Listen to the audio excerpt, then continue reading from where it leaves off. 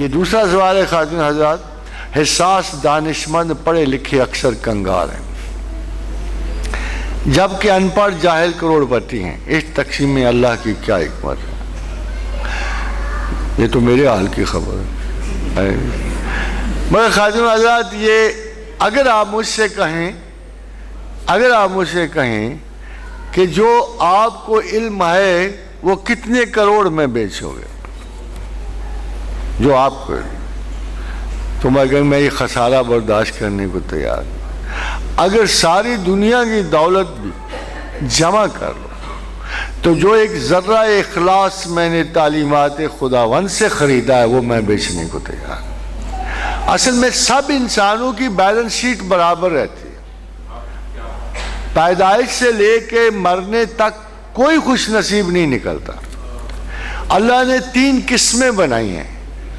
ایک کو غربت سے گزارتا ہے، ایک کو درمیان سے گزارتا ہے، ایک کو امارت سے گزارتا ہے. آپ کو پتا ہے کہ اونلی دی لا از غربت میں لا اپلائی ہوتا ہے. پتہ ہے آپ کو کیا دنیا ساری کہتی ہے؟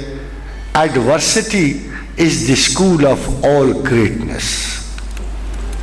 امارت کے بارے میں نہیں کہتے، یعنی کروڑ پتیوں کے بارے میں نہیں کہتے کہ علم و حکمت و سیادت کروڑ پتیوں سے نہیں نکلتے، بلکہ ساری دنیا میں ایک ہی قانون ہے کہ عظمت غربت کے گہواروں میں پیدا ہوتی ہے. اب بتاؤ کون سے گروہ اچھا ہے؟ اب آپ بتاؤ. ایک دفعہ ایک بہت معزز شخص آگے میں، انہوں نے مجھ سے گلہ کیا کہ پروفیسر صاحب میں پرویز مشرف کے دور میں 2 ارب روپے کا مجھے نقصان ہوا. تو میں نے ان سے کہا کہ تجھے بچپن یاد ہے؟ تو ایک مدکوک سا، بیمار سا، گیا گزرا سا بچہ تھا. تیری ماں تجھے سنبھال کے تنگ آ گئی، روز دعائیں مانگتی تھی یہ مر جائے تو بہتر ہے. پھر تیری اس جسم کی کمزوری کی وجہ سے تیرے ماں باپ کو اللہ نے نواز دیا، تجھے نواز دیا، تو ارب پتی ہو گیا اور تیرے بہت سارے اربوں میں سے 2 ارب کا نقصان ہو گیا. اب بتا تو پریشان کیوں ہے؟ تو اس نے کہا کہ میں بہت ساری شہرت چاہتا ہوں اپنے ٹی وی سیکوینس کے ذریعے. تو میں نے کہا وہ شہرت اور عزت کا تو دوسرا معیار ہے اللہ کے نزدیک. معیار تو یہ ہے کہ غربت میں لوگ عظیم تر ہوتے ہیں.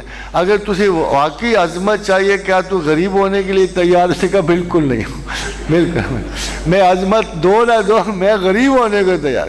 خادم حضرات، جب یہ اسکول نکلتے ہیں، مثلا تیسری جنریشن کسی کی غریب نہیں ہوتی. یہ تواتر سے دہرایا جاتا ہے سبق. تلک الایام نداولها بین الناس. ہم لوگوں پر ایک جیسے دن نہیں رہنے دیتے. ہماری نسلیں غریب آئیں، بہت غریب آئیں. میں نے اپنی کسی بڑی نانی کے بارے میں سنا، وہ جیلم کی تھیں، تو ان کے بارے کہ ان کے پاس ایک ماچس کی ڈبیا ہوتی تھی جس کو انہوں نے پورا مہینہ چلانا ہوتا تھا، پورا مہینہ. اور اگر ایک ماچس ضائع ہو جاتی ان کو دکھ ہوتا تھا، غم ہوتا. اور وہی لوگ پھر آگے ہو کے کتنے امیر ہوئے، کتنے آسان ہوئے.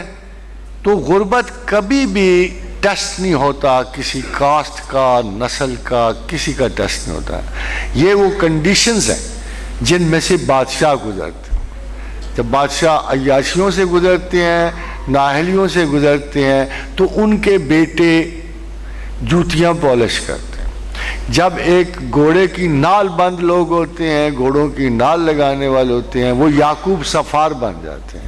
اگر آپ دنیا کے بادشاہوں کی لسٹ دیکھیں تو چنگیز خان سے لے کر اب تک آپ کو نظر آئے گا کہ یہ تمکنت اور عزت پر وہ غریب لوگ ہی ہوتے ہیں.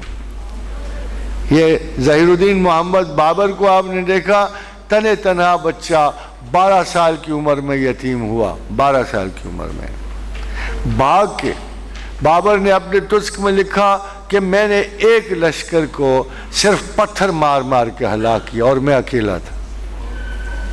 یہ سارا غربت و امارت کا فرق نہیں ہوتا، کریکٹر کا فرق ہوتا. غربت میں اللہ زیادہ طاقت دیتا ہے کریکٹر کو. امارت سے نروس ٹینشن ہی نہیں سہی جاتی. ہائپر ٹینشن ہی نہیں سہی جاتی، نیوروسس نہیں سہا جاتا، سائیکوسس نہیں جا، کیونکہ ان کی ریزسٹنس ہی ڈیولپ نہیں ہوتی۔